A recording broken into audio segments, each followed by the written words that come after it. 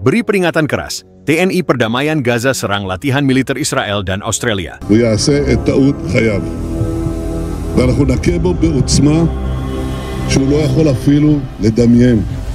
אבל אנחנו ערוכים לכל תרחיש.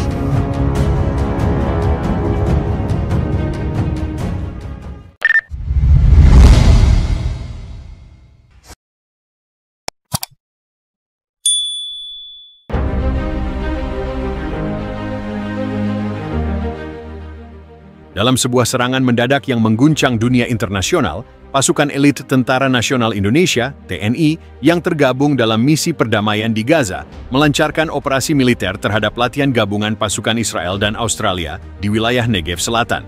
Serangan ini menjadi peringatan keras terhadap eskalasi militer yang dianggap mengancam stabilitas kawasan dan misi perdamaian internasional. Latihan militer gabungan antara Pasukan Pertahanan Israel, IDF, dan Angkatan Pertahanan Australia, ADF, diumumkan sebagai bagian dari kerja sama pertahanan bilateral untuk memperkuat taktik tempur gurun dan operasi anti-gerilya. Namun, laporan intelijen dari Komando Gabungan TNI menyebutkan bahwa sebagian besar skenario latihan justru mereplikasi situasi pertempuran di jalur Gaza, dan bahkan melibatkan simulasi serangan terhadap pos-pos penjaga perdamaian. Menurut sumber militer Indonesia di Rafah, latihan tersebut bukan hanya bentuk provokasi, tetapi juga persiapan taktis untuk mengganggu misi-misi pengawasan gencatan senjata PBB yang selama ini dijalankan oleh Indonesia dan negara-negara Asia lainnya. Pada pukul 03.20 dini hari waktu setempat, unit elit TNI dari Komando Pasukan Khusus, Kopassus, dan Marinir Brigade Intai Amfibi, Taifib, melakukan serangan presisi terhadap lokasi latihan Israel-Australia di dekat Arat Negev. Drone intai TNI yang diluncurkan dari Gaza mengidentifikasi koordinat latihan, dan hanya dalam hitungan menit, rudal berpemandu presisi diluncurkan dari posisi rahasia. Ledakan mengguncang area perkemahan militer, menghancurkan 2 hanggar senjata, 6 kendaraan taktis, dan melumpuhkan pusat komando taktis sementara. Ini bukan serangan membabi buta. Ini adalah peringatan terakhir kami kepada pihak-pihak yang bermain api di wilayah misi perdamaian.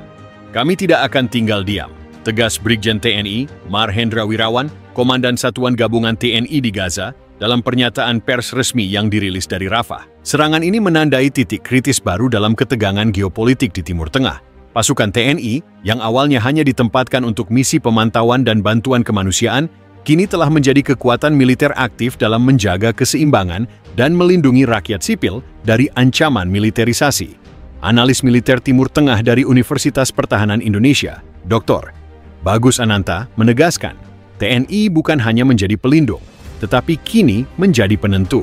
Ini adalah sinyal bahwa dunia tidak bisa lagi mengabaikan peran Asia Tenggara dalam menjaga perdamaian dunia. Dalam sejarah modern konflik Gaza, belum pernah ada satu kekuatan asing yang berani menyerang langsung latihan militer Israel di luar perbatasan Gaza. Langkah berani TNI ini telah mengubah peta diplomatik dan militer kawasan.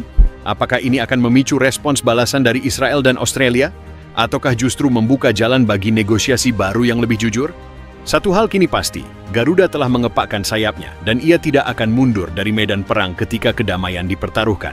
1 minggu sebelum serangan, citra satelit yang dianalisis oleh Satuan Intelijen Strategis, Sintelstra, TNI, menunjukkan adanya konsentrasi militer tidak biasa di Negev Selatan.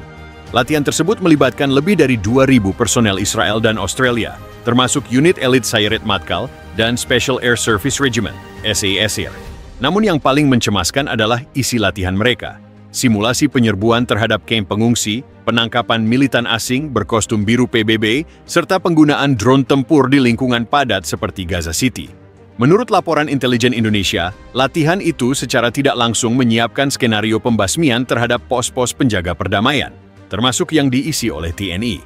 Brigjen TNI Mar, Purn, Nugroho Santosa, mantan Komandan Marinir, dan kini pengamat pertahanan, menyatakan latihan seperti ini adalah bentuk pengujian kesabaran. Mereka bukan hanya melatih taktik, tapi juga mengirim pesan. Siapapun yang menghalangi akan disingkirkan. Dan itu termasuk TNI. 4 Mei 2025, pukul 23.40, ruang bawah tanah Komando Sektor Selatan di Rafah menjadi tempat pengambilan keputusan terpenting sejak TNI dikirim ke Gaza. Dihadiri oleh Panglima Kontingen TNI, Mayor Jenderal Ashmat Rizaldi, Kepala Operasi Khusus Kolonel Inef Rio Saputra, dan Perwira Penghubung PBB, diputuskan bahwa operasi pamungkas Garuda akan diluncurkan jika latihan Israel-Australia tidak dihentikan dalam waktu 72 jam. Permintaan resmi disampaikan melalui kanal diplomatik New York, namun tak ada tanggapan. Bahkan keesokan harinya, drone MQ-9 Reaper Israel terbang rendah di atas pos TNI di Khan Yunis, seolah ingin menguji nyali pasukan Indonesia. 7 Mei 2025, pukul 03.20 waktu setempat, langit Negev gelap gulita. Tiba-tiba, dari arah barat daya, 7 drone intai buatan dalam negeri tipe elang hitam terbang rendah, mengidentifikasi posisi musuh. Beberapa saat kemudian, rudal berpemandu laser TL-45 diluncurkan dari Satuan Artileri TNI yang beroperasi diam-diam dari dalam Gaza Selatan. 2 rudal menghantam hanggar kendaraan lapis baja Australia, 1 meledakkan pusat kontrol drone, dan sisanya menghujani area tempat tidur pasukan. Dalam waktu 5 menit, kombinasi serangan udara dan penyusupan darat menghancurkan 70% fasilitas latihan militer.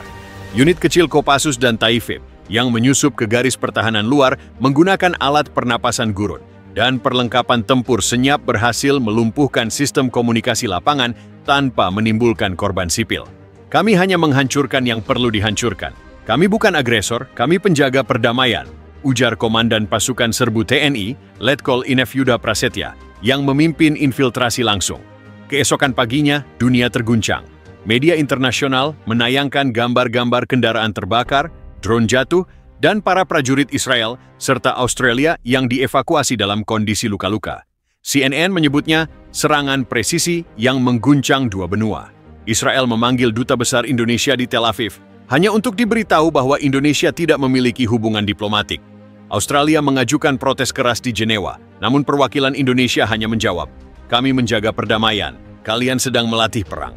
Namun tidak semua menentang Indonesia. Malaysia, Turki, dan Qatar memuji langkah TNI. Bahkan Rusia dan Tiongkok secara halus mendukung tindakan Indonesia sebagai penegakan keseimbangan kekuatan di kawasan konflik. Di dalam rapat darurat NATO yang dilakukan secara tertutup, Australia mendesak agar Indonesia diberi sanksi internasional. Namun langkah itu ditolak oleh beberapa negara Eropa Timur dan Asia. Secara diam-diam, Israel mengaktifkan unit balas dendam Mossad di luar negeri. Beberapa target warga Indonesia di luar negeri mulai diawasi. Di sisi lain, Komando Gabungan TNI di Jakarta memerintahkan peningkatan status siaga di Laut Natuna, Papua, dan Sulawesi, mengantisipasi infiltrasi atau sabotase asing. Kepala BIN, Badan Intelijen Negara, Jenderal Purn A.M. Harsono, menyampaikan kepada Presiden, mereka akan membalas, bukan hari ini, tapi pasti. Dan kita harus bersiap, tidak hanya secara militer, tapi juga secara diplomasi dan ekonomi.